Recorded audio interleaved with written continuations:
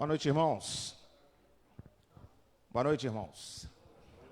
Graça e paz da parte de Cristo Jesus. Um prazer, um privilégio poder estarmos juntos mais uma vez nessa noite, louvando, glorificando e adorando ao Deus de Abraão, de Isaque e de Jacó, ao meu Deus, ao seu Deus. Agradecemos também as pessoas que nos acompanham pelas nossas redes sociais.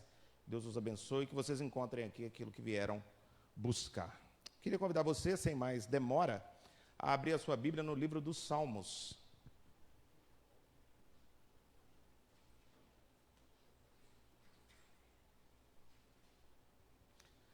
Faremos a leitura do Salmo 50, faremos a leitura de todo o Salmo, uma leitura alternada. Eu farei a leitura dos ímpares. Os irmãos, por favor, em alto e bom som, leiam os versículos pares.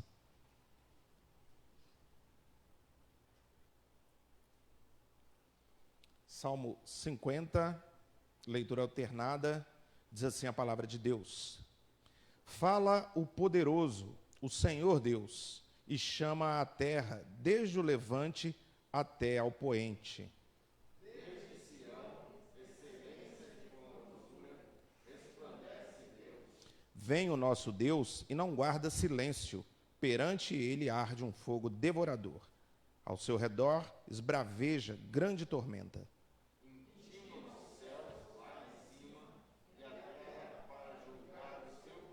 Congregai os meus santos, os que comigo fizeram aliança por meio de sacrifícios.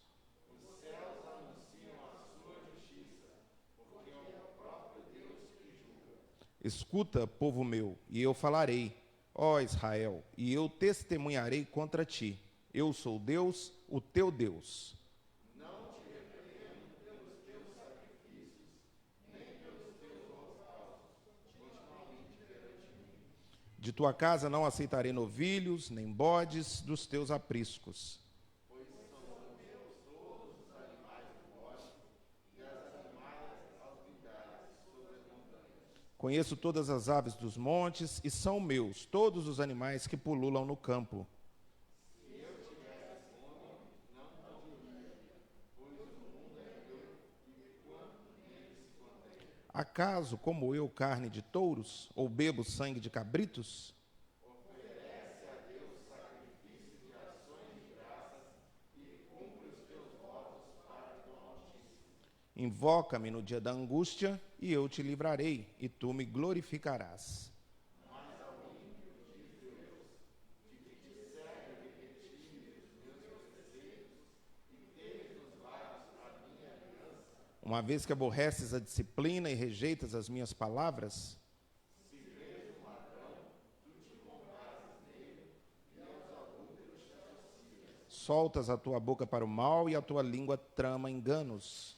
Sentas-te para falar contra teu irmão e difamas o filho de tua mãe.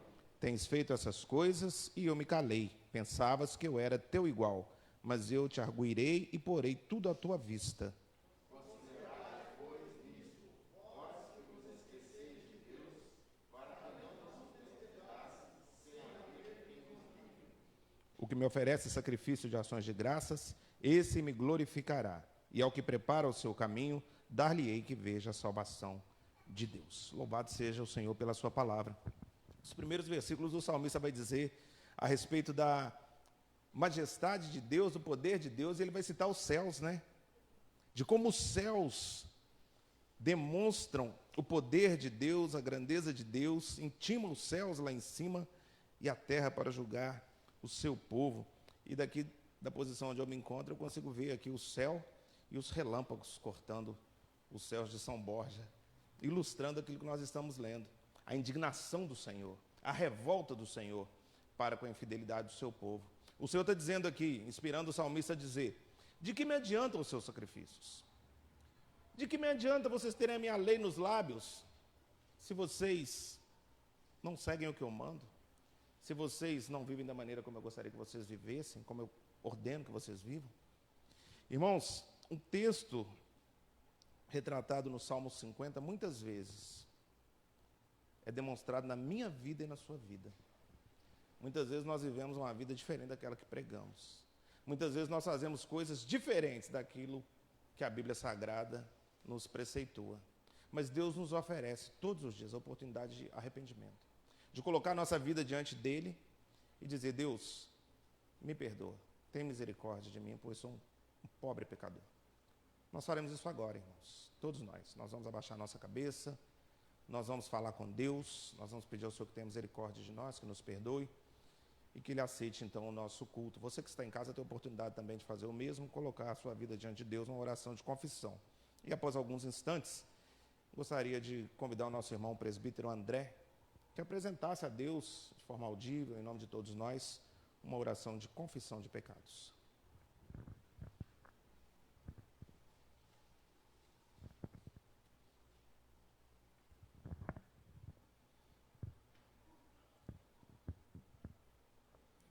Santo Deus, eterno Pai, estamos em Tua presença para te louvar, te bendizer, te adorar, ó Pai. Estamos aqui para nos rendermos aos Teus pés, Senhor Deus. Queremos te pedir para que o Senhor aceite o nosso culto, aceite a nossa adoração, porque somos imperfeitos. Estamos aqui confessando as falhas que temos cometido, para que possamos chegar limpos pelo sangue do Cordeiro aos Teus átrios, aos Teus pés, Senhor Deus. Esteja aceitando esse culto, ó Pai, esteja aceitando o nosso pedido de perdão dos nossos pecados, que cometemos dia após dia, ó Pai, mas que carecemos da Tua graça para nos purificar e para nos lavar. Aceita o nosso culto, ó Pai, aceita o nosso perdão, é isso que eu te peço, em nome de Jesus Cristo, nosso Senhor e Salvador. Amém, Senhor Deus.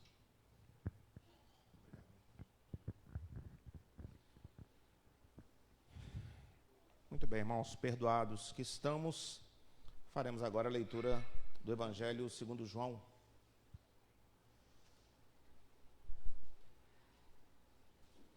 Evangelho segundo João, capítulo 14.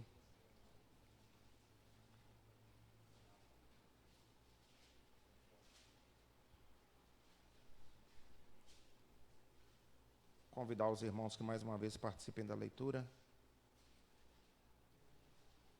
Evangelho segundo João 14, faremos a leitura dos versículos 1 a 15, mais uma vez de forma alternada.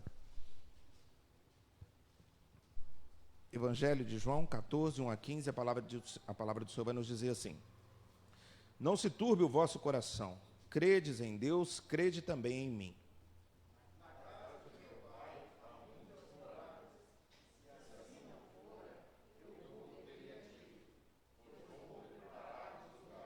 E quando eu for e vos preparar lugar, voltarei e vos receberei para mim mesmo, para que, onde eu estou, estejais vós também. E vós sabeis o caminho para onde eu vou. Disse-lhe Tomé: Senhor, não sabemos para onde vais. Como saber o caminho? Respondeu-lhe Jesus: Eu sou o caminho, a verdade e a vida. Ninguém vem ao Pai senão por mim. Se vós me tivesseis conhecido, conheceríeis também a meu Pai. Desde agora o conheceis e o tendes visto. Replicou-lhe Filipe: Senhor, mostra-nos o Pai, e isto nos basta. Disse-lhe Jesus: Filipe, há tanto tempo estou convosco e não me tens conhecido? Quem me vê a mim, vê o Pai. Como dizes tu, mostra-nos o Pai? Não creis que eu estou no Pai e que o Pai está em mim? As palavras que eu vos digo, não as digo por mim mesmo, mas o Pai, que permanece em mim, faz as suas obras. Crede-me que estou no Pai e o Pai em mim. Crede ao menos por causa das mesmas obras. Em verdade vos digo que aquele que crê em mim fará também as obras que eu faço, e outras maiores fará, porque eu vou para junto do Pai. E tudo quanto pedirdes em meu nome, isso farei, a fim de que o Pai seja glorificado no Filho. Se me pedirdes alguma coisa em meu nome, eu farei. Se me amais, guardarei os meus mandamentos. Louvado seja Deus pela sua palavra. Irmãos, quando nós nos deparamos com um texto como esse, em que se aproximava a morte, a ascensão de Cristo, e quando nós olhamos para o versículo 2, Versículo 3. E quando nós olhamos para o versículo 3, que diz assim: quando eu for e vos preparar lugar, eu voltarei e vos receberei para mim mesmo, para que onde eu estou, estejais vós também. Nosso coração se enche de gratidão, de júbilo, de alegria, porque nenhum de nós merece. Nenhum de nós merece. Mereceu, merece ou merecerá que Cristo passasse por tudo quanto passou para que a justiça dele fosse imputada a nós. Mas aprove a Deus que assim fosse. Então Jesus passou pelo seu martírio e diz aos seus discípulos, a mim e a você, que ele está indo, mas voltará para nos buscar. E aonde ele está agora, nos levará para estarmos também nós com ele algum dia. Louvado seja Deus por tão grande salvação.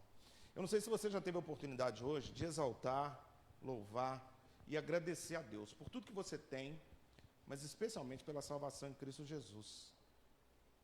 Vamos fazer isso agora? Vamos abaixar a nossa cabeça, vamos colocar a nossa vida diante de Deus, vamos agradecer a Deus por tudo aquilo que Ele tem feito por nós, em nós, através de nós. Queria convidar você a fechar os seus olhos, apresentar a Deus uma oração silenciosa, individual, e após alguns instantes nós estaremos então quebrando o silêncio.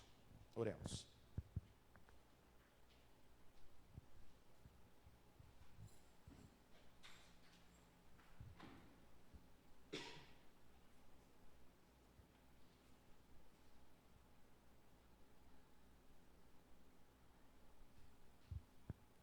Bom é render graças ao Senhor e cantar louvores ao Senhor, ó Altíssimo, anunciar pela manhã a sua misericórdia e durante a noite a tua fidelidade. Ó Senhor, muito obrigado, Pai.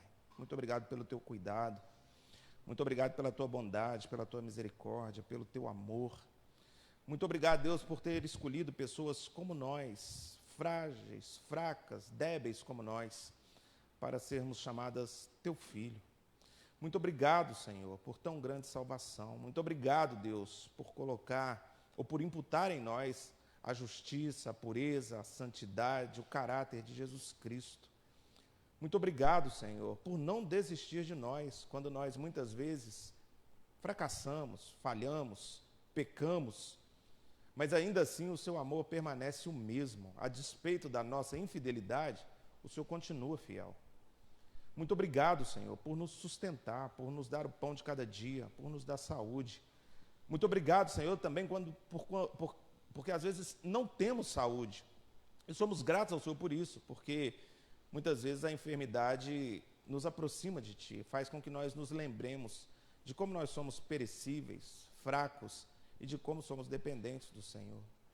Muito obrigado, Deus, pelas decepções. Muito obrigado, Deus, pelas tristezas, pelas lágrimas. A palavra do Senhor diz que bendito seja aquele que hoje derrama lágrimas, porque ele voltará a sorrir.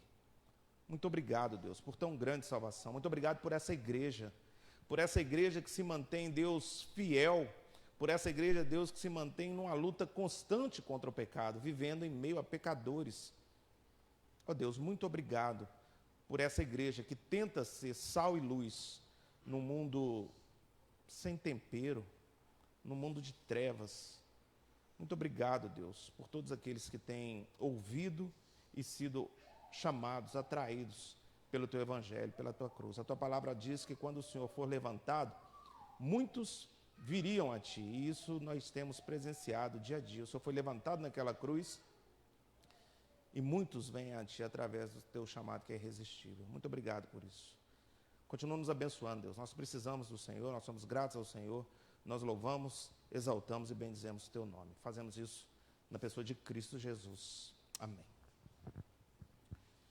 Queria convidar você, irmãos, você, irmão, irmã, ainda mais uma vez, a voltar os seus olhos para as epístolas, para mais uma leitura. Leitura essa que faremos na segunda epístola de Paulo aos Coríntios, em seu capítulo 8.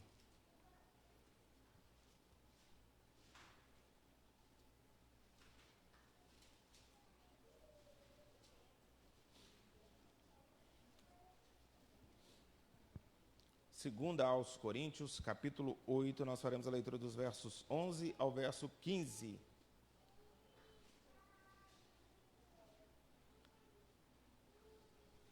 Eu farei a leitura, os irmãos, por favor, acompanhem com reverência, onde quer que estejam, a leitura da palavra do Senhor, que nos diz assim: completai agora a obra começada, para que, assim como revelastes prontidão no querer, assim a leveis a termo, segundo as vossas posses. Porque se há boa vontade, será aceita conforme o que o homem tem, e não segundo o que ele não tem.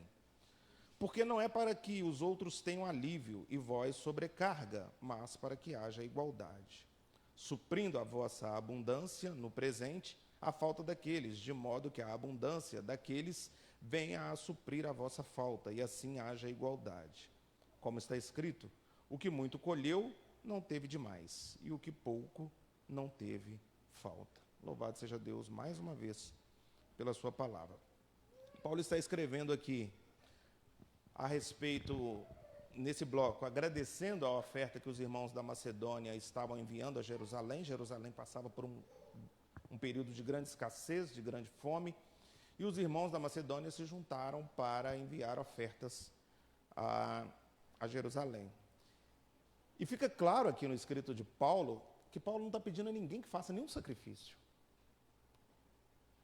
para que ninguém faça além daquilo que pode fazer. O que Paulo está propondo aqui é que cada um faça o que lhe é obrigação fazer, que é cuidar dos que têm menos. Isso é uma ordenança. E se você tiver condição de ajudar um pouco mais, que você ajude um pouco mais, que você abençoe um pouco mais. Nós teremos agora a oportunidade, irmãos, de louvar a Deus e de adorar a Deus com os nossos dízimos e as nossas ofertas. Nós temos muita facilidade, e quando eu digo nós, eu não estou dizendo a Igreja Presbiteriana de São Borja, ou Hamilton, ou você, eu estou dizendo a igreja visível, espalhada pelos 4 cantos do planeta. Nós temos muita facilidade para adorar o Senhor com os nossos cânticos e louvar o Senhor. Mas nós temos muita dificuldade para adorar o Senhor com o nosso dízimo e a nossa oferta. Porque talvez nós não entendemos ainda, não compreendemos ainda que o nosso dízimo e a nossa oferta, além de ser uma ordenança, é a nossa contribuição para a expansão do reino de Deus. Uma vez que o que vai para esse gasofilácio se transforma, ao menos na nossa denominação, 54% do que nós colocamos no nosso gasofilácio se transforma em educação teológica. Patrocina, por exemplo, os programas do Dr. Augusto Nicodemos, da APECOM, Dr. Augusto Nicodemos, do Dr. Hernandes Dias Lopes. Ajuda a que esses programas sejam produzidos. E através desses programas, quantas e quantas pessoas não se renderam a Cristo, irmãos? Esse dízimo e essa oferta que você coloca no gasofilácio contribui ainda para que a gente tenha condição de manter essa luz acesa, esse microfone funcionando, a água gelada no bebedouro, entre outras coisas. Então você tem o privilégio agora de devolver à casa do Senhor o seu dízimo e a sua oferta. Você que é membro da igreja. Queria convidar o Ministério de Louvor que viesse à frente. E enquanto nós entoamos o primeiro cântico, você terá a oportunidade de louvar a Deus, então, com o seu dízimo e a sua oferta. Eu queria convidar um dos integrantes do Ministério de Louvor que estivessem à frente, que logo após o primeiro cântico, apresentem a Deus uma oração de gratidão e consagração aos dízimos que serão alçados no gasofilácio.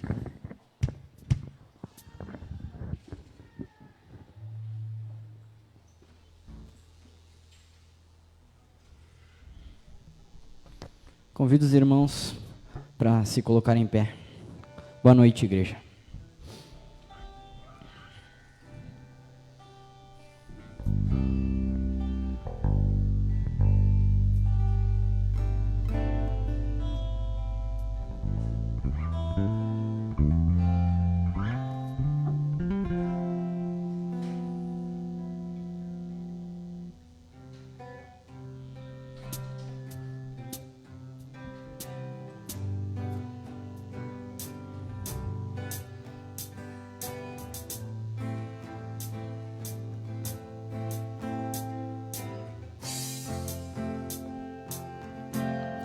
Eu olho para a cruz, e para a cruz eu vou.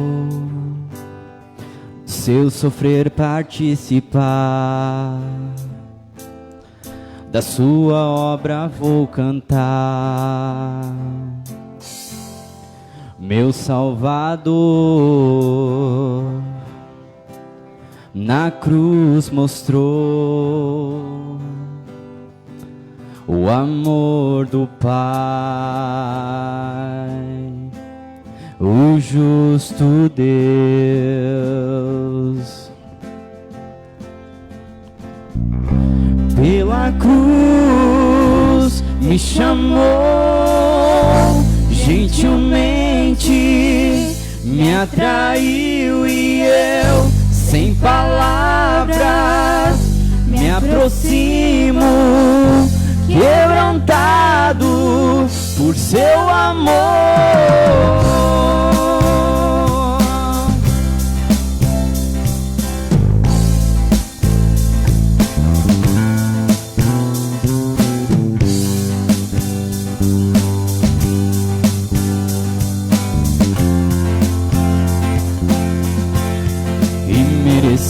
Da vida de graça recebi, por sua cruz da morte me livrou, trouxe minha vida. Eu estava condenado, mas agora pela cruz eu fui reconciliado.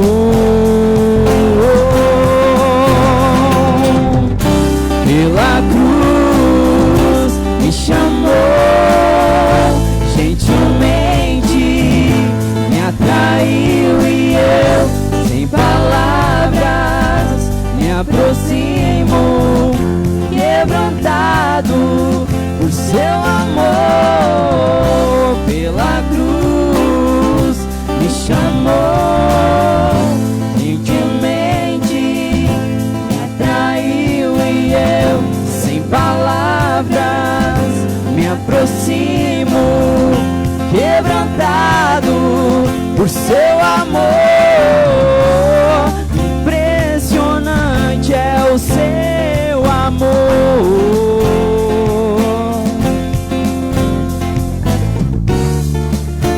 Redimiu e me mostrou o quanto é fiel. Impressionante é o seu amor.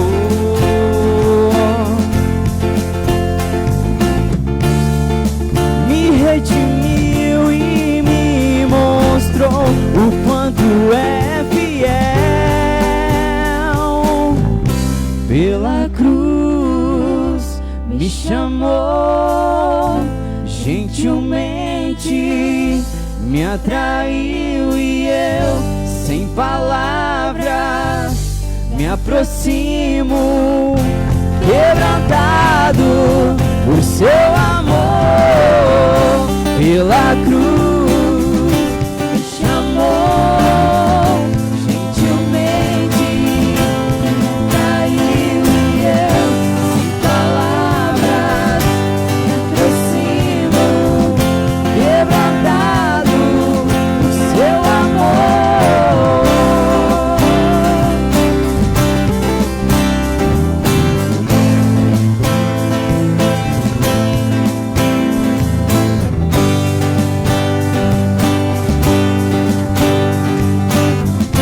Quebrantado por seu amor.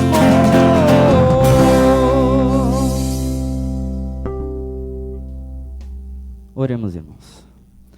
Pai Santo, nós queremos te agradecer, Pai, pelo nosso rendimento, Pai. Nós queremos lhe agradecer, Pai, pelos nossos trabalhos, por todas as ideias, Pai, daqueles que são autônomos aqui, pelas ideias de trabalho que tiveram, Pai, pelo trabalho concreto que temos hoje em relação a termos um contrato.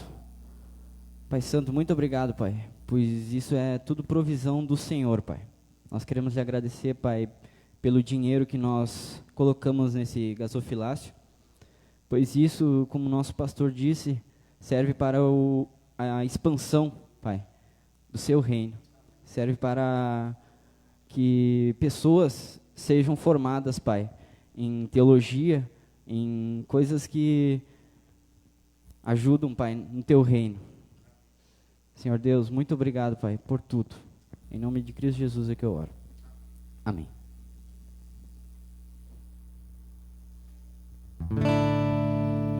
Te dou meu coração e tudo que há em mim.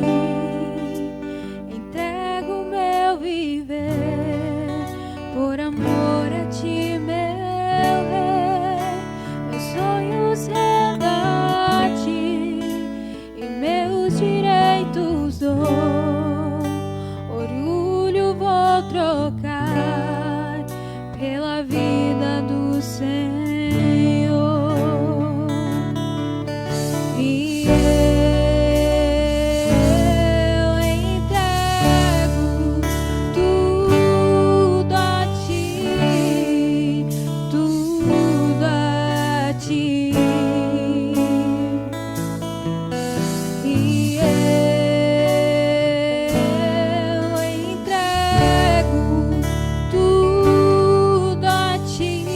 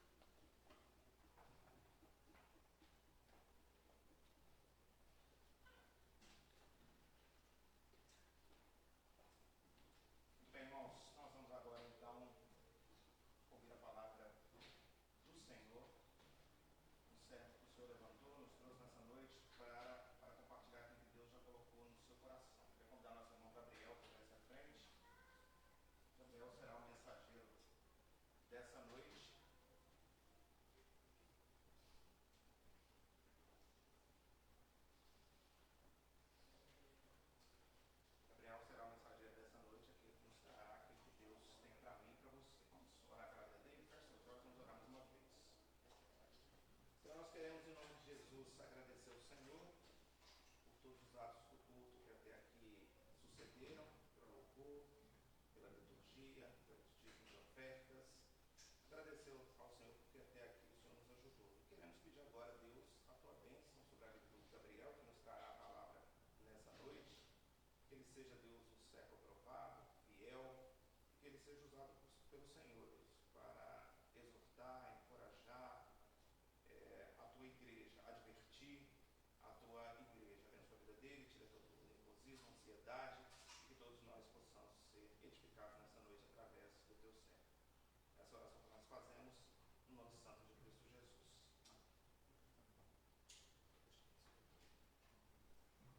Boa noite, amada igreja. Uma boa noite a todos aqueles que nos acompanham pela igreja e também nas suas casas. Que a doce paz do nosso Senhor venha repousar copiosamente sobre cada um de vós. Eu convido você a me acompanhar nesse momento na leitura do Evangelho segundo Lucas, no capítulo 16.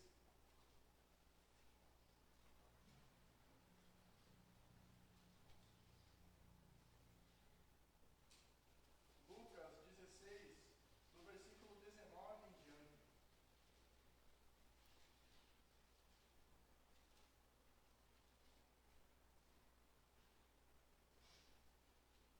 Assim diz a palavra do nosso Deus. Ora, havia certo homem rico que se vestia de púrpura e de linho finíssimo, e que todos os dias se regalava esplendidamente. Havia também certo mendigo chamado Lázaro, coberto de chagas, que jazia à porta daquele, e desejava alimentar-se das migalhas que caíam da mesa do rico, e até os cães vinham lamber-lhe as úlceras. Aconteceu morrer o mendigo e ser levado pelos anjos para o seio de Abraão. Morreu também o rico e foi sepultado. No inferno, estando em tormentos, levantou os olhos e viu ao longe a Abraão e Lázaro no seu seio. Então, clamando, disse: Pai Abraão, tem misericórdia de mim, e manda Lázaro que molhe em água a ponta do dedo e me refresque a língua, porque estou atormentado nesta chama. Disse, porém, Abraão: Filho, lembra-te de que recebeste os teus bens em tua vida, e Lázaro igualmente os males. Agora, porém, aqui ele está consolado, tu em tormentos. E além de tudo, está posto um grande abismo entre nós e vós, de sorte que os que querem passar daqui para vós outros não podem, nem os de lá passar para nós.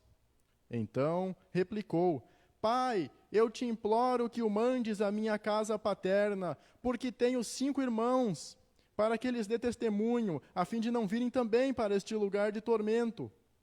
Respondeu Abraão: Eles têm Moisés e os profetas, ouçam-nos. Mas ele insistiu: Não, pai Abraão, se alguém dentre os mortos for ter com eles, arrepender-se-ão. Abraão, porém, lhe respondeu: Se não ouvem a Moisés e aos profetas, tampouco se deixarão persuadir, ainda que ressuscite alguém dentre os mortos. Eu lhe convido a fechar os seus olhos e me acompanhar em uma oração a nosso Deus. Senhor, Deus de promessas, eu venho nesta noite entregar o meu coração a Ti, suplicando que a Tua vontade seja feita, ó Deus. Que o Senhor esteja falando ao meu coração, que o Senhor esteja falando ao coração dos nossos irmãos. E assim deixo a Ti a minha gratidão, Deus amado, pela bênção que é poder adorar o Senhor, enquanto muitos se encontram afastados da mesma, Senhor. Eu te exalto e te louvo, meu Deus amado, porque eu tenho 100% de certeza que eu vou morar ao teu lado quando eu partir desta vida, Senhor. Porque tu mesmo me garantiste isso através do sangue precioso do teu Filho, segundo a tua fidelidade, Senhor, que é eterna, inegociável, Senhor. Eu te louvo porque me amaste mesmo eu sendo pecador, Deus, e declaro diante de ti o meu desejo de ser usado nesse momento.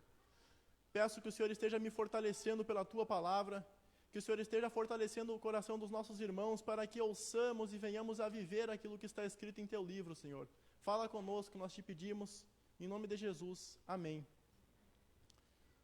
Nós nos encontramos, irmãos, diante de um texto de caráter conclusivo, porque não é em vão que ele encerra esse capítulo. esse texto, essa história, essa parábola que o nosso Senhor Jesus narra, ela conclui aquilo que ele vinha dizendo nos versículos anteriores desse capítulo. Quando Jesus inicia o capítulo 16, ele vai falar sobre a forma como os homens usam os seus bens materiais de modo a conseguir tesouros espirituais. E quando ele descreve essa parábola do administrador infiel, ele vai fazer uma afirmação que ela pode ser descrita como sendo o coração de todo esse capítulo. O versículo 13. No versículo 13, após falar aquelas coisas, Jesus vai dizer que ninguém pode servir a dois senhores. E ele conclui se referindo ao dinheiro como sendo um Deus que toma conta da vida das pessoas, substituindo o verdadeiro Deus. Ele vai falar isso também porque ele sabia que muitas pessoas que ouviam ele se interessavam pelos milagres, pela fama, pela possibilidade de um governo político terreno.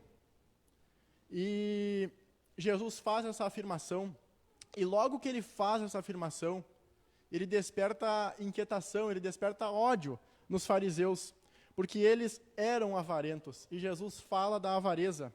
Eles começaram a ridicularizar aquilo que Jesus falava, e Jesus diz que eles eram aqueles que justificavam a si mesmo. E chegando no versículo 16, do capítulo 16, o nosso Senhor vai dizer que a lei e os profetas vigoraram até João. Desde esse tempo vem sendo anunciado o evangelho do reino de Deus, e todo homem se esforça por entrar nele. Jesus fala também que as escrituras são inerrantes, elas jamais podem passar. E ele encerra o versículo 18 falando sobre adultério. O adultério, além de ser o pecado da impureza, da lascívia, é também um pecado de trocar Deus pelos próprios interesses. Jesus fala sobre tudo isso. Ele fala sobre aqueles homens que estavam ouvindo ele com ódio no coração. Então ele fala, ora, no versículo 19. Levando em conta tudo aquilo que disse, ele começa. Havia certo homem rico que se vestia de púrpura e de linho finíssimo e que todos os dias se regalava esplendidamente. Esse homem rico, ele não apenas possuía dinheiros e muitos bens, como também a vida dele estava presa àquilo. A paz, a estabilidade, a segurança daquele homem era a sua riqueza, era a sua fama, era a bajulação que ele provavelmente deveria receber em excesso. E ele tinha o coração dele cego para as verdades espirituais. Esse homem ele se encontra na mesma condição que o homem que destruiu os seus celeiros para poder construir outros maiores e então depois poder dizer para a alma dele se regalar porque tens bens em depósitos para muitos dias. E Deus vai chamar aquele homem de louco, dizendo, não sabes que esta noite te pedirão a alma e o que tens preparado para quem será? Esse versículo ele vai falar a mesma coisa, era um homem com o mesmo destino, era um homem que levava uma vida semelhante. E no versículo 20, vai descrever que havia certo mendigo chamado Lázaro, coberto de chagas, e que jazia à porta daquele. Lázaro era um homem que tinha uma condição de abandono, e isso incluindo as doenças, e a pobreza, e a fome, a sede, tudo aquilo pelo que ele passava. Esse homem, ele tinha ferimentos na pele dele, e ele não tinha possibilidade de ser atendido por um médico. Então, esses ferimentos, com os agentes externos da natureza, eles iam piorando cada vez mais. E as pessoas tinham nojo de chegar perto dele. Porque o judeu não poderia entrar no templo se ele tocasse em uma pessoa dita impura. Esse homem, ele não tinha ninguém. Mas o nome dele é narrado no texto. Lázaro, que significa Deus é a minha salvação. E isso é o que vai dividir a vida e a eternidade desse homem. E o texto segue descrevendo a situação dele, que ele desejava alimentar-se das migalhas que caíam da mesa do rico, e até os cães vinham lamber-lhe as úlceras. Era um homem desamparado, era um homem que não tinha nada daquilo que sobrava no primeiro. Era um homem que tinha apenas uma coisa, a salvação. E essa salvação, ela era a esperança dele. Ela era o que fez ele passar por tudo isso. Era um homem que não tinha ninguém que pudesse ajudar ele. Ele não tinha motivos para ter temor de Deus no coração dele. E chegando no versículo 22, nós vemos a conclusão da vida desses homens. Aconteceu morrer o mendigo e ser levado pelos anjos para o seio de Abraão. Morreu também o rico e foi sepultado. Aqui a vida dos dois homens é concluída. Aqui nós podemos nos remeter ao livro dos Salmos, que fala que o homem que tem riquezas, mas é desprovido de entendimento, ele é antes como os animais que perecem. A vida desses dois homens aqui é finalizada e eles se encontram com Deus nesse momento.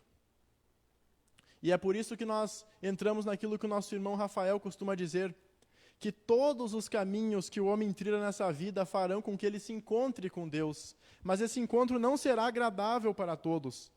Aqui nós podemos ver também que tudo aquilo que aquele homem ajuntou nessa terra ficou para trás. Tudo aquilo que aquele homem se esforçou para juntar, tudo aquilo no qual aquele homem depositou a sua segurança, é tirado dele. E nessas horas fica em evidência o contraste que a eternidade traz com o estilo de vida que as pessoas levam.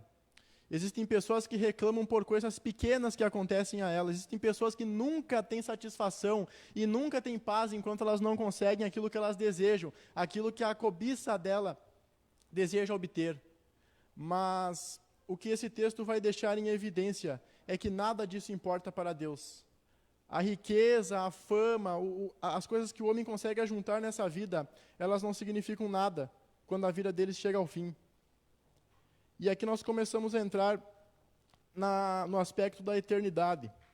No versículo 23, diz que estando em tormentos, ele levantou os olhos e viu ao longe a Abraão e Lázaro no seu seio.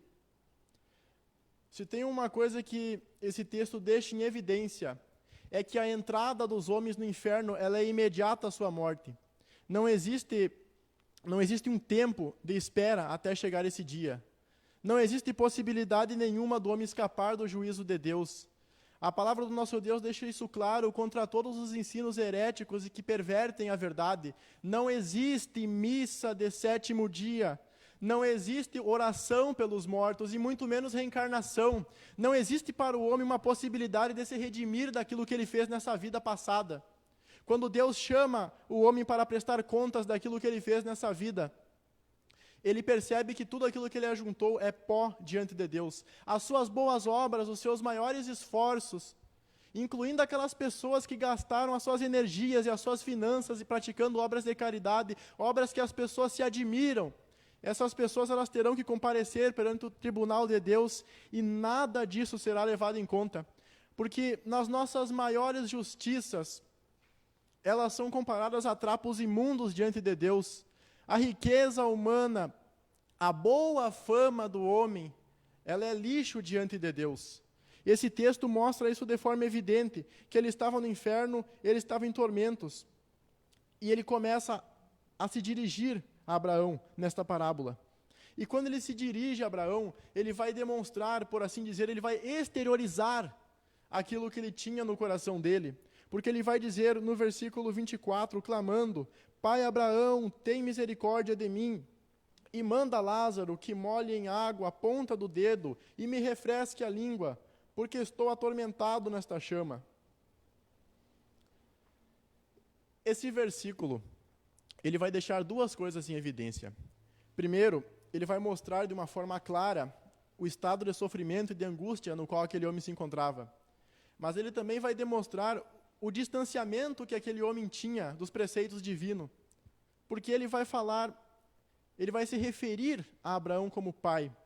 Ele vai demonstrar que ele tinha a crença judaica, ele tinha fé na aliança abraâmica, ele se considerava, por assim dizer, um filho de Deus por pertencer à descendência de Abraão. Ele se referia a Abraão como pai. Ele era um religioso, zeloso pelas coisas de Deus, entre aspas, porque ele não se referia a Lázaro, ele se referia sempre a Abraão.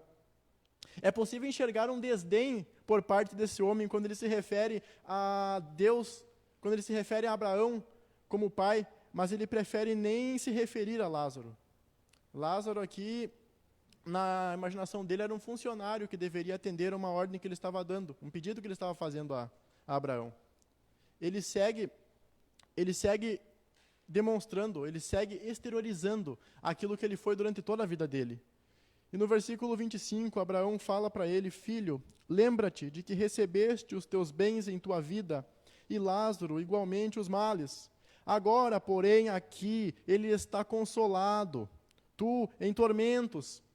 Em outras palavras, nós podemos dizer que a situação na qual esse homem se encontra, ela é merecida, ela é justa, ela é plena e louvável. Apesar dele não conseguir entender o que estava acontecendo, porque a justiça e a ira de Deus, ela é muito maior do que a capacidade humana de suportar. Nós sabemos que a misericórdia e o amor de Deus são imensos, que a sua graça excelsa transcende os nossos pensamentos, mas a ira e a justiça dele são na mesma medida, porque nele não há variação, não há sombra de variação no nosso Deus. Aquele homem se encontrava em tamanho tormento, que um pingo d'água para ele parecia ser um alívio. Isso demonstra, meus irmãos, que os 60 anos, quem sabe até os 120 anos que um homem tenha nessa terra afrontando as leis de Deus, eles são esquecidos após um segundo no inferno. A entrada no inferno ela é imediata e ela destrói completamente as estruturas do ser humano, porque nós não podemos comportar, nós não podemos sequer imaginar qual é o tamanho, qual é a extensão dos atributos de Deus e qual é o tamanho de desgraça do homem que se encontra desamparado, sem ter aonde se segurar, entregue nas mãos de um Deus que não tolera pecados, por mais pequenos e insignificantes que o homem os considere ser.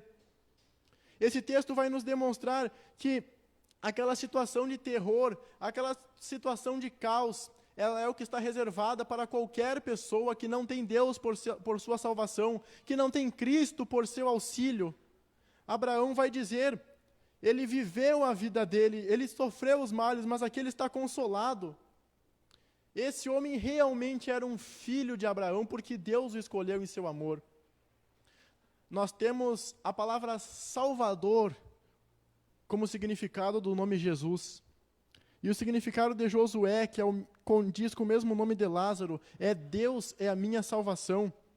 Então, se aquele homem sofreu aquelas angústias durante aquela vida, ele esqueceu de todas elas a partir do momento que ele entrou na presença de Cristo, a partir do momento que Deus o acolheu em seus braços de amor, no descanso eterno, no lugar que está reservado para todos os filhos da promessa que foram eleitos, que foram chamados. Não existe possibilidade de Deus considerar. O nosso pastor costuma dizer isso em suas pregações. O nosso Deus não irá abrir uma exceção quando chegar o grande e terrível dia do Senhor. Ele irá cumprir tudo aquilo que ele deixou prescrito nesta palavra. Voltando às palavras do Senhor, no versículo 17. E é mais fácil passar o céu e a terra do que cair um tio sequer da lei. Não existe possibilidade de negociação com Deus. Aquilo que está escrito na palavra dele irá se cumprir. E o homem não pode fazer nada para mudar isso. O homem não pode fazer nada para mudar, não importa o quanto ele combata e o quanto ele tente questionar e acusar como absurdas as verdades eternas do nosso Deus. E nesse aspecto nós podemos ver também nas palavras do apóstolo Paulo, quando ele diz que a sabedoria dos homens é loucura para Deus. E ele também diz que Deus se agradou em salvar aqueles que creem pela loucura da pregação. A pregação do Evangelho é dita como loucura porque ela é exatamente o contrário daquilo que o homem deseja ouvir.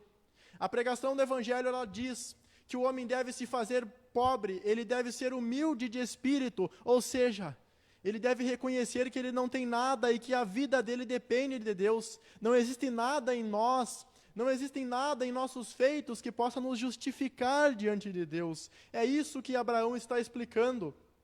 Ele merece aquilo que está acontecendo. Não era por ser ele um homem rico e por ser Lázaro um mendigo. Era porque Deus escolheu um e rejeitou a outro. E ele não leva em consideração os méritos do ser humano para fazer essa escolha. Existe um mistério que está longe da nossa compreensão, mas nós buscamos entender isso na linguagem da Bíblia, como sendo uma mãe tentando se comunicar com seu bebê que está recém começando a aprender a falar. Nós podemos ver os fragmentos dos atributos de Deus no nosso dia a dia. Nós podemos ver que ele escolheu salvar um número de pessoas e outras pessoas serão rejeitadas para sempre. Nós não podemos entender o tamanho disso, mas nós temos uma palavra que descreve que tudo isso é verdadeiro e se cumprirá. E aquilo que nós precisamos entender para herdar a salvação, as doutrinas teológicas mais exaustivas que existem, que exigem tempo, que exigem estudo, elas falam sobre vários assuntos que decorrem nas Escrituras, incluindo a história, aqueles textos que não nos parecem muito claros. Existem muitas coisas na Bíblia que, às vezes, lendo, nós precisamos estudar mais para entender, mas aquilo que nós precisamos para adentrar as portas da eternidade é claro o suficiente para qualquer criança entender. E ele vai prosseguir, ele vai dizer no versículo 26, e além de tudo está posto um grande abismo entre nós e vós, de sorte que os que querem passar daqui para vós outros não podem, nem os de lá passar para nós. A impossibilidade de contato entre esses dois universos, ela nos revela que hoje é o tempo que nós temos para rever como tem sido o nosso viver por essa terra. O nosso Senhor, Ele veio para cá apenas pelo fato dele descer da sua glória, abrir mão da sua glória para levar uma vida humana, sofrendo doenças, sofrendo o calor, o frio, o cansaço, a dor, sofrendo as coisas que qualquer ser humano sofre. O nosso Senhor, Ele viveu todas as coisas que um ser humano sofre, com exceção do pecado. Então, o nosso Senhor, Ele vai dizer também, nas palavras do autor aos Hebreus, que nós temos um sumo sacerdote que pode se compadecer de nós, porque Ele foi tentado em todas as coisas à nossa semelhança. O nosso Senhor nos deixou um modelo para seguirmos. Ele é a porta, Ele é o caminho, a verdade e a vida. Ele é a fonte de águas vivas daquela a qual quem provar jamais experimentará sede. Ele falou isso de diversas maneiras, a ponto das pessoas abandonarem Ele, porque 2 vezes Ele multiplicou pães e peixes e muitas multidões seguiram Ele. Mas no meio dessas pessoas que seguiram Ele, haviam pessoas que estavam interessadas exatamente no alimento, nos milagres, e queriam apenas receber coisas. Então Jesus vai dizer que aquele que comer da minha carne e beber do meu sangue, esse terá vida eterna. Pedro irá considerar duras essas palavras de Cristo. E após Jesus perguntar se ele não queria ir embora também com aquelas pessoas, Pedro vai dizer: para onde eu irei, Senhor? Se só tu tens as palavras de vida eterna. A eternidade de um homem, ela depende daquilo que foi feito na cruz do Calvário, e não daquilo que ele faz durante os anos da sua vida. Existe um abismo, existe uma separação eterna, irreconciliável entre Deus e as pessoas que seguem no mundo, tendo seu coração endurecido pela vaidade, pelos prazeres, as pessoas que vivem nesse mundo caçoando da lei de Deus, as pessoas que se comprazem em levar uma vida de negligência. Essas pessoas, elas não terão nada para se justificar diante de Deus, e não existe possibilidade de mudança. O tempo é hoje, a mensagem é urgente, a necessidade de que mais e mais pessoas conheçam a Cristo é aquilo que Ele mesmo vai falar sobre a segunda vinda dEle, que este evangelho será pregado em todo o mundo, para testemunho de todas as nações, então virá o fim.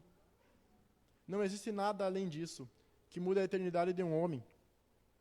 Então, no versículo 27, aquele homem vai dizer: Pai, eu te imploro que o mandes à minha casa paterna. Quando ele faz esse pedido, como eu vinha dizendo, ele vai exteriorizar mais uma vez a mesma coisa que ele pediu no versículo 24. Porque no versículo 24, ele se referiu a Abraão como pai. Nesse versículo, ele se refere a Abraão como pai de novo, e ele vai se referir mais uma vez. Ele demonstra que ele era um homem religioso, que acreditava na promessa abraâmica. Mas, mais uma vez, ele pede que Lázaro seja mandado à casa paterna dele. Mais uma vez, ele tem desdém por Lázaro. Tendo desdém por Lázaro, ele também mostra que ele tem desdém por Deus, porque o próprio Deus, o nosso próprio Senhor, vai dizer que quando chegar o dia do Senhor e ele separar em 2 lugares a humanidade, um lugar uma parte dessa humanidade irá ouvir que todas as vezes que fizestes essas coisas por qualquer um desses pequeninos, a mim o fizeste. Esse homem era semelhante àqueles fariseus que sentiam raiva ao ouvir Jesus falando sobre o reino de Deus, porque Jesus não falava sobre coisas que podiam ser vistas pelos homens. Na visão humana, a vida daqueles homens era um exemplo. Mas no quesito espiritual, eles não tinham prazer em obedecer à lei de Deus. Porque quando Jesus fala de adultério, eles pensam logo em coisas que podem virar notícia. Na época não existia como hoje, mas nós pensamos em notícias, em crimes. Eles pensavam em coisas visíveis, mas Jesus vai falar que o adultério, Jesus vai falar que o homicídio são coisas que o homem acomoda nos seus pensamentos. E por consequência, no seu dia a dia e no seu estilo de vida, eram homens que tinham conhecimento exaustivo da lei de Deus, muito mais do que os teólogos dos dias de hoje, porque não existiam capítulos e versículos. A revelação de Deus era escrita de forma direta, em pergaminhos, e aqueles homens sabiam dizer de forma decorada tudo aquilo que estava escrito na Bíblia. Eles conseguiam dirigir a congregação falando sobre o pastoreio de Deus na vida dos seus filhos, que nós temos por Salmo 23. Eles conseguiam falar tudo aquilo de cor e outras coisas mais, mas eles não sentiam prazer em obedecer Deus quando ninguém estava vendo eles, porque o coração deles estava no mundo. O zelo religioso dos fariseus era uma coisa que eles usavam para amaciar o ego deles e para abafar a consciência deles, assim tapando os ouvidos do coração a voz de Deus, que dizia: rasgai os vossos corações e não as vossas vestes. Eles tinham o coração dele posto nas aparências, igual nós temos. Nós muitas vezes preferimos levar uma vida tranquila do que incomodar-nos a nós mesmos com os nossos pecados. Nós temos mais facilidade em deixar que tudo siga de acordo com o padrão, de acordo com a norma, ao invés de pedirmos que Deus sonde as profundezas mais longínquas do nosso ser, aqueles pecados que nós já nos acostumamos a praticar porque não incomoda ninguém, incomoda a santidade do Deus Santo que nos redimiu. Se nós conseguimos viver com o pecado no nosso coração, no nosso dia a dia, nós estamos insultando o Deus a quem nós dizemos pertencer, se é que pertencemos. Talvez nós possamos simplesmente estar enganando-nos a nós mesmos com uma mentira religiosa estabelecida através de credos, através de confissões, através de materiais elaborados a respeito de uma teologia que foi traçada por homens piedosos, homens de oração, homens que clamavam a Deus pedindo: dai-me, Senhor, a cidade a qual me afadigo para alcançar, senão morrerei. Homens como Simonton, que abriram mão de vários confortos, incluindo a sua própria saúde, para que o Brasil conhecesse o presbiterianismo e, acima de tudo, o reino de Deus. Nós precisamos, com urgência, examinar os nossos corações, irmãos. Quando eu examino o meu coração, eu encontro coisas que me fazem sentir nojo de mim mesmo e lembrar que eu mereço o inferno. Eu sou um homem que desvia o coração de Deus. E quando eu olho para o meu coração, eu vejo tanta sujeira que eu tenho vontade de me esconder. Eu acomodo pensamentos impuros no meu coração. Eu profano o dia do Senhor assistindo coisas com recreações que são próprias de outros dias. Muitas vezes eu sou rude no meu tratamento com as pessoas. Muitas vezes eu desonro os meus pais. Muitas vezes eu cobiço indo contra os mandamentos de Deus. Eu consigo enxergar no meu coração coisas que são suficientes para Deus me lançar no inferno. Mas, na verdade, o que é suficiente para Deus lançar a alma de um pecador no inferno é um pecado, a partir do momento que ele nasce. E a Bíblia diz que os ímpios, os filhos dos homens já nascem e se desencaminham proferindo mentiras. Todos nós estamos debaixo dessa condição. E existe uma promessa, existe a misericórdia libertadora de Deus que irá se tornar mais clara no decorrer desses versículos. Então, o texto segue nos dizendo: porque tenho 5 irmãos para que lhes dê testemunho, a fim de não virem também para este lugar de tormento. Esses 5 irmãos, eles levavam uma vida semelhante à daquele homem. Isso fica em evidência. Eram homens que tinham uma vida despreocupada com Deus. Eram os escarnecedores em sua roda, afrontando a Deus com seus pensamentos e com a forma como viviam. A primeira coisa que fica claro nesse texto, nesse versículo, é que a salvação é individual. Ninguém poderá ser salvo por ser religioso e por conhecer alguém que assim é. Ninguém poderá ser salvo por pertencer a uma família cristã. Ninguém será salvo por dizer que tem Abraão como pai. O que o Senhor Jesus fala, quando aqueles fariseus se inquietam com ele, o que Abraão fala, condiz também com as palavras de João Batista. Quando João Batista anunciava a vinda de Cristo, ele viu que muitos fariseus se aproximavam, no capítulo 3 de Mateus, e ele vai dizer: raça de víboras, quem vos induziu a fugir da ira vindoura? E ele vai dizer: produzi, pois, antes frutos dignos de arrependimento, e não comeceis a dizer entre vós, temos por pai Abraão, porque eu vos digo que destas pedras Deus pode suscitar filhos a Abraão. João Batista vai se referir a pessoas que estavam confessando os seus pecados, por assim dizer, abrindo mão das suas vidas. Pessoas cansadas e sobrecarregadas que buscavam o alívio daquele que possui um fardo leve. Aquele que é manso, humilde de espírito, o único que os pode libertar e redimir desse mundo tenebroso, que se torna cada vez pior em sua frieza, em seu ódio a Deus, e a ansiedade, a depressão e as doenças da alma vão piorando cada vez mais o estado do coração das pessoas. Os homens preferem os prazeres do mundo para camuflar o vazio que os atormenta durante a noite, que se intensifica quando eles estão sozinhos e já não têm mais os prazeres nos quais eles tanto se divertem. Nenhum homem, por mais rico que seja, por mais famoso que seja, ele pode preencher a forma de Deus vazia que está em seu coração. Não importa o quanto ele se regale, não importa o quanto ele tente criar métodos, não importa o quanto ele tente fugir da presença de Deus, a forma de Deus vazia continua lá. Aqueles homens não tinham isso, eles seguiam a vida deles, e a preocupação do homem rico era apenas com a família dele.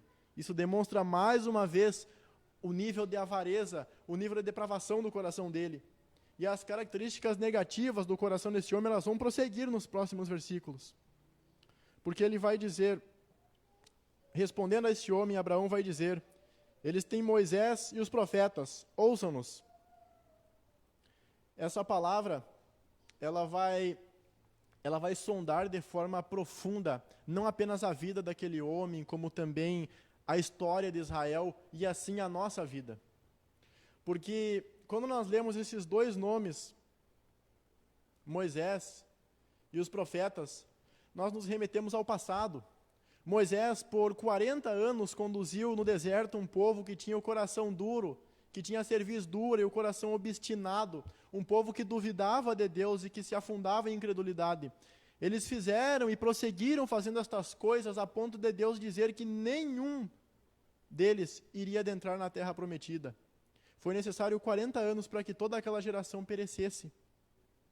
E deveriam ser apenas 40 dias. E o que nós podemos dizer, meus irmãos, dos profetas que se afadigaram em levar a palavra de Deus, anunciando aquilo que Deus falava ao coração deles, enfrentando perseguições, enfrentando açoites, mortes sangrentas, a prisão. Nós temos profetas que foram apedrejados anunciando a verdade de Deus, porque aquele povo estava com seu coração afundado em si mesmo. O apóstolo Paulo vai dizer que a ira de Deus se revela dos céus contra os homens que detêm a verdade pela injustiça. E nesse texto, Paulo vai falar no capítulo 1 de Romanos que Deus entregou tais homens a si mesmo. Quando Deus entrega tal homem a si mesmo, significa que Deus, como punição pela sua dureza e incredulidade, Deus impede que esses homens enxerguem a única porta que os salvará do inferno. Deus deixa que os homens sigam a vida deles do jeito como eles estão vivendo, despreocupados e alegres com o pecado, porque tudo aquilo que eles fizerem irá recair sobre eles. É como diz Jonathan Edwards, a ira de Deus é como uma enorme quantidade de águas que vêm sendo represadas, porém forçam uma saída. Deus segue sendo afrontado pelos ímpios, na forma como conduzem os seus anos e na forma como agravam as suas ofensas, até o dia que essa represa irá se romper e o poder devastador dessas águas será incalculável e os destruirá de forma plena e irreversível. Jonathan Edwards falava isso porque ele deixava bem claro que, por enquanto o sol e a lua estão se pondo, existe tempo para os homens buscarem a Deus. Ele ainda está disponível na palavra dele, que é o que Abraão diz. Eles têm Moisés, eles têm os profetas, eles têm o testemunho, eles têm a aliança. Não existe desculpa para eles. E o texto vai dizer, no versículo 30, mas ele insistiu: não, pai Abraão, se alguém dentre os mortos for ter com eles, arrepender-se-ão. Não bastasse aquele homem ser avarento, religioso, hipócrita, desdenhoso. Aqui ele conclui aquilo que eu vinha dizendo. Aqui ele demonstra que ele duvida da eficácia da palavra de Deus. Duvidando assim da eficácia da palavra de Deus, ele demonstra que o seu coração nunca esteve depositado nela. Ele nunca buscou a orientação de Deus para o seu dia. Ele buscou a orientação dos homens e da riqueza e dos confortos. Foi assim como ele conduziu a vida dele. Ele nunca teve Deus por amparo. E voltando a Lázaro, nós temos um homem aflito, nós temos um homem atribulado, mas um homem que tinha Deus por sua salvação e por sua esperança, e o destino daquele homem foi revertido, o choro dele foi revertido em alegria, e o seu sofrimento foi revertido em descanso, em paz. Ele foi acolhido pelo amor de Deus, porque todas as coisas que ele sofreu nessa terra, em todas as coisas que ele teve de suportar, ele depositou em Deus o coração dele. Ele teve uma atitude de reconhecer que nele não havia bem nenhum. Ele se preocupou com as coisas eternas, enquanto aquele homem se preocupava com coisas que serão tomadas dele, coisas que serão alvos de brigas por pessoas, brigas de familiares, brigas por herança, assim como segue o mundo nesse ciclo maldito e infernal. Tudo aquilo desapareceu, mas a esperança de Lázaro, a salvação do Senhor acolheu ele, e aquilo fez com que ele esquecesse de todos os seus sofrimentos. Todo o sofrimento pelo qual a igreja passa nessa terra é passageiro, apesar de muitas vezes nós deixarmos que ele nos iluda, apesar de muitas vezes nós desconfiarmos da ação e da sabedoria de Deus, apesar de muitas vezes nós nos sentirmos sozinhos. Tudo isso irá passar, meus irmãos. E o que restará para nós? O que restará para nós quando acabar o ciclo dessa terra, quando chegar o dia que ninguém sabe a hora, restará a nossa alma, irmãos. Nós não possuímos almas, irmãos. Nós somos almas, nós possuímos um corpo durante essa terra. O homem tem a sua mente revertida no conceito espiritual, segundo a verdade de Deus. O homem considera todas as coisas de forma oposta, e é por isso que o Senhor Jesus vai dizer que o reino dele não é desse mundo. E no versículo 31, Abraão vai concluir: se não ouvem a Moisés e aos profetas, tampouco se deixarão persuadir, ainda que ressuscite alguém dentre os mortos. Ainda que um acontecimento sobrenatural aconteça, eles não mudarão o coração deles. Porque eles viram chover pão e carne dos céus, eles viram água vertendo de uma rocha, eles viram o poder de Jesus que expulsava demônios e dava visão a cegos, eles viram os milagres do Senhor, mas o coração deles tinha incredulidade. Em cidades nas quais Jesus sequer pôde operar milagres por causa da incredulidade, o homem não vai mudar o coração dele quando ele ver coisas sobrenaturais acontecendo. Ele não vai mudar o coração dele quando ele ver eventos muito bem elaborados. Quando a mensagem do Evangelho é tentada, quando os homens tentam adaptar a mensagem do Evangelho a esse mundo, chegando no ponto de invadir os preceitos que Deus proíbe. Quando os homens fazem isso, eles estão fazendo um desserviço a Deus. Porque não importa o que o homem faça, e não importa o que o homem procure nessa terra, só existe uma coisa que pode mudar a eternidade dele, que é a Bíblia. É o que está escrito na Bíblia, é o Evangelho que Paulo pregou. E aquele que anunciar qualquer coisa além disso, ainda que seja um anjo, seja maldito. Um anjo descendo do céu que pregue algo que discorde do ensino de Cristo e da obra que ele executou com a sua vida, é maldito, é infernal. Não existe igreja bem-sucedida se os irmãos não conseguem ler a Bíblia no dia a dia. Se os irmãos conseguem passar semanas sem ler a Bíblia, esta é uma igreja fracassada. É uma igreja que não possui a bênção de Deus. É uma igreja na qual Cristo é desonrado. E não interessa qual seja o tamanho, não interessa qual seja o porte financeiro, o número da igreja. Deus quer pessoas, como Ele diz nos Salmos, com o coração quebrantado e contrito. Estas pessoas Ele ouvirá. A igreja vitoriosa é aquela que perseverar, como o nosso Senhor Jesus vai dizer, avançando um pouquinho nesse livro, no capítulo 21 de Lucas, ele vai dizer: acautelai-vos por vós mesmos, para que nunca vos suceda que o vosso coração fique sobrecarregado com as consequências da orgia, da embriaguez e das preocupações deste mundo, e para que aquele dia não venha sobre vós repentinamente, como um laço, pois há de vir a todos os que vivem sobre a face de toda a terra.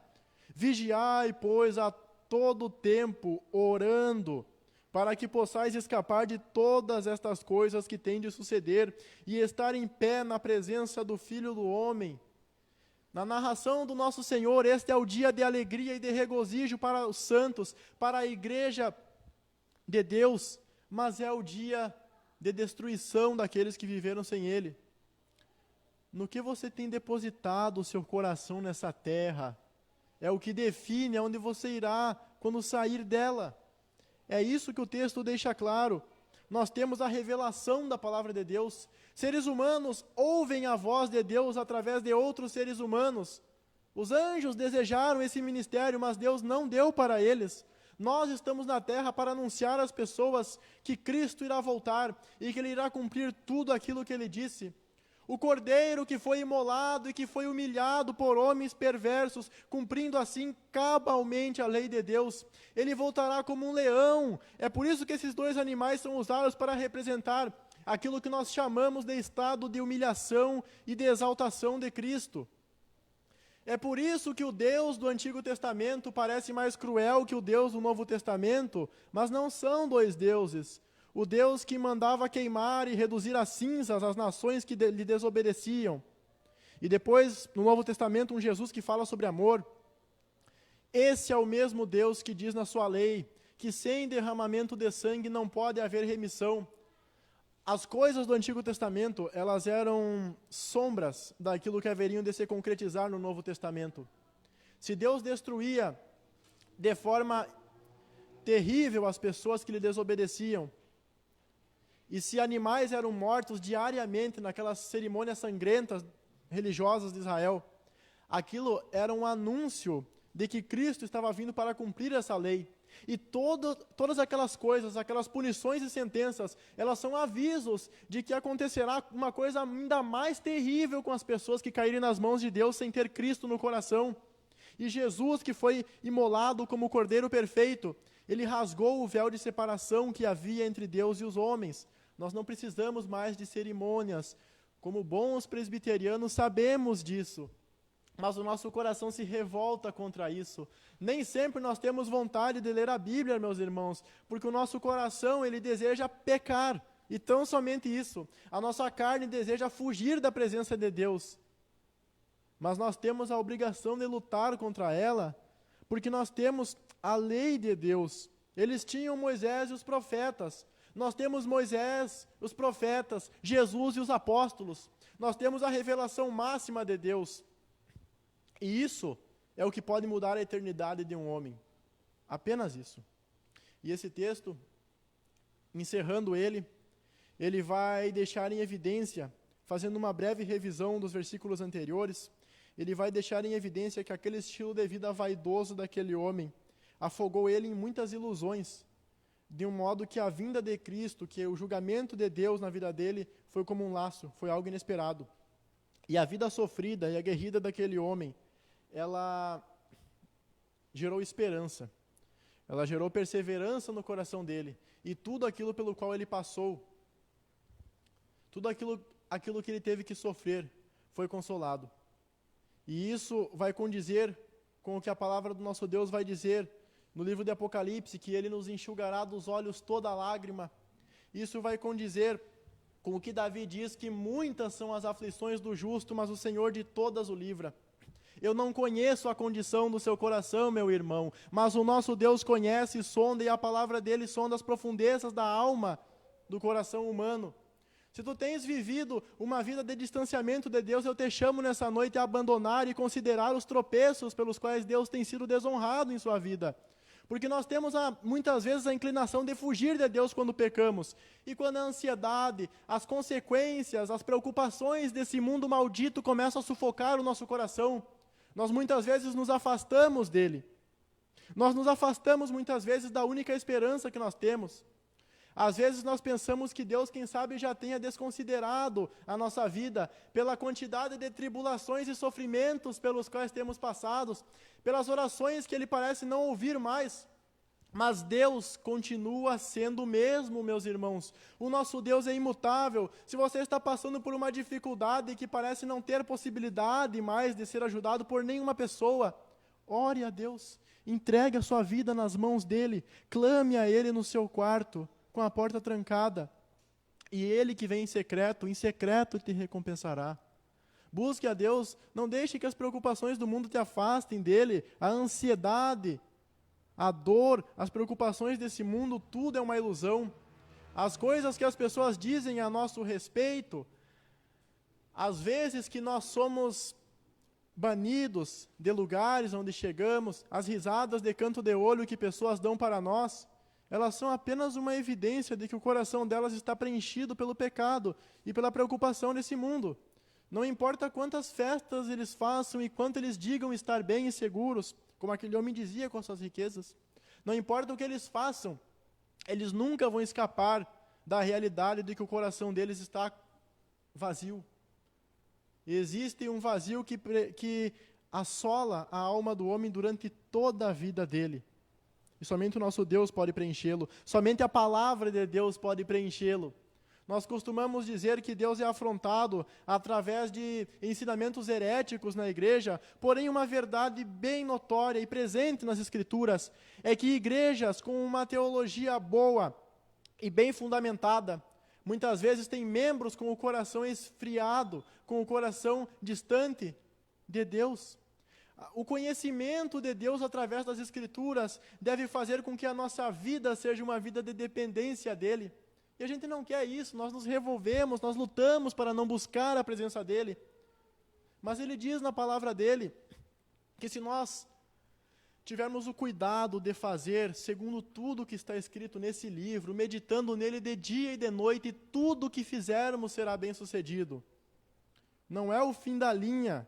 Se você está com uma adversidade que já está durando mais de 4 anos, Deus está atento para o seu clamor. Deus está atento para a dificuldade pela qual você tem passado, mas você precisa buscar a Ele enquanto há tempo.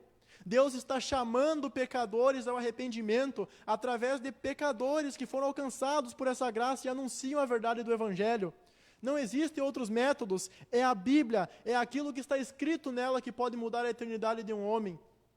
Eu lhe convido nessa noite a orar para que Deus livre, que Deus liberte você de você mesmo, porque tu eres o teu pior inimigo. Nós temos no nosso coração desejo, nós temos no nosso coração pensamentos de afrontar a Deus, e quando nós consumamos esses pensamentos, quando nós cometemos pecados, nós desejamos que Ele nunca existisse.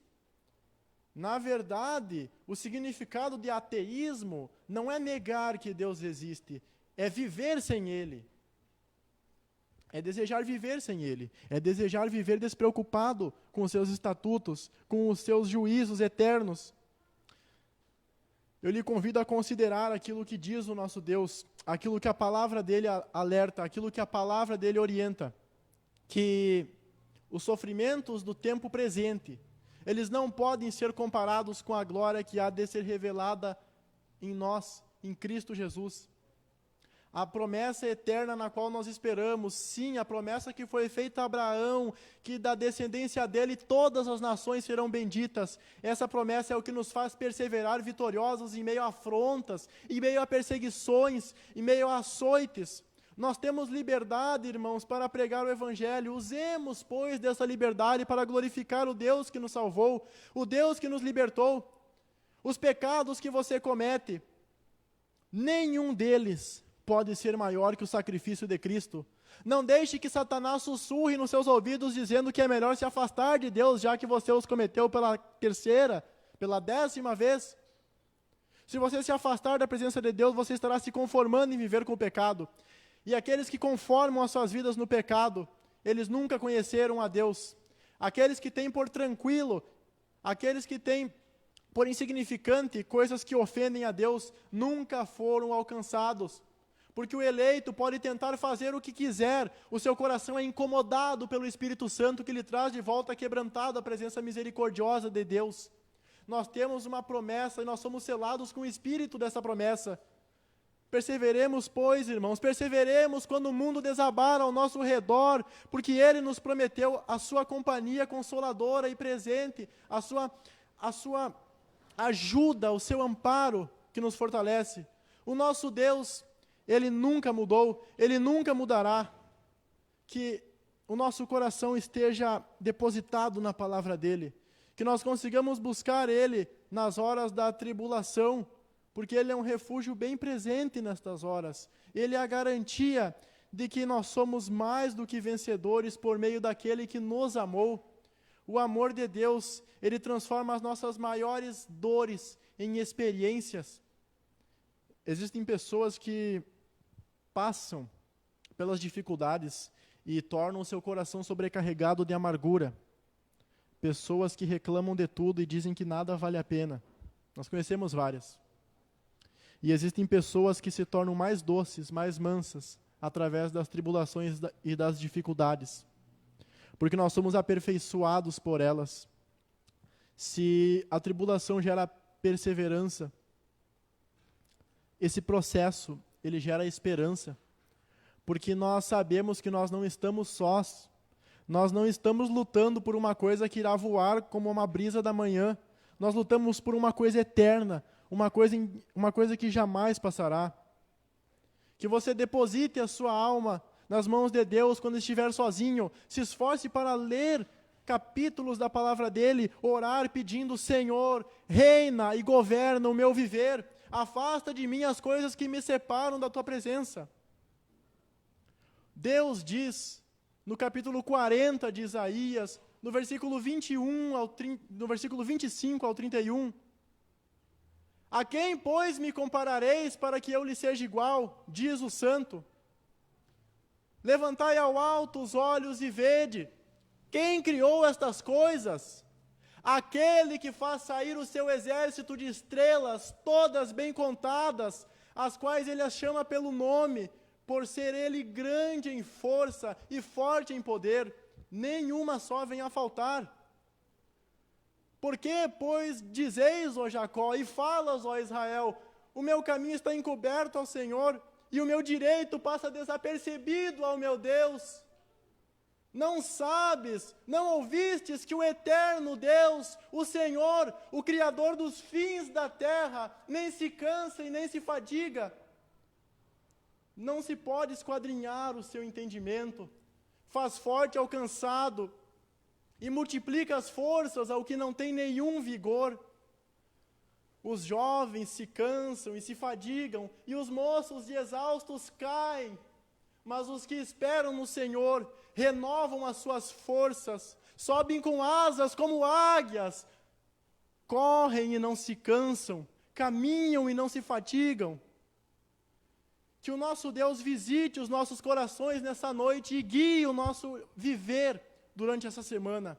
Esta é a mensagem que eu vos trago nesta noite, meus irmãos. Que a misericórdia do nosso Deus nos acompanhe e que assim nós possamos entender que tudo aquilo que está diante dos nossos olhos irá passar, mas a palavra dele permanece para sempre.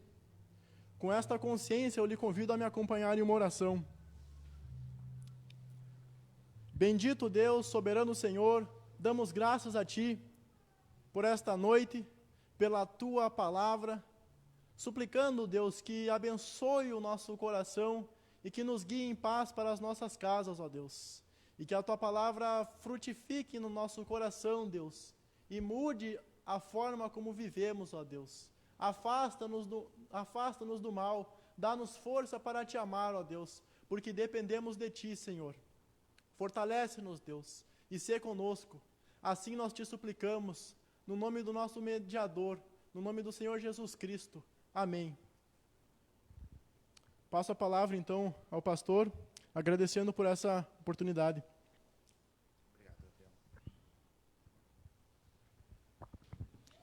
Irmãos, vamos nos colocar de pé, vamos orar. Rogarei a bênção do Senhor sobre a sua vida. Oremos.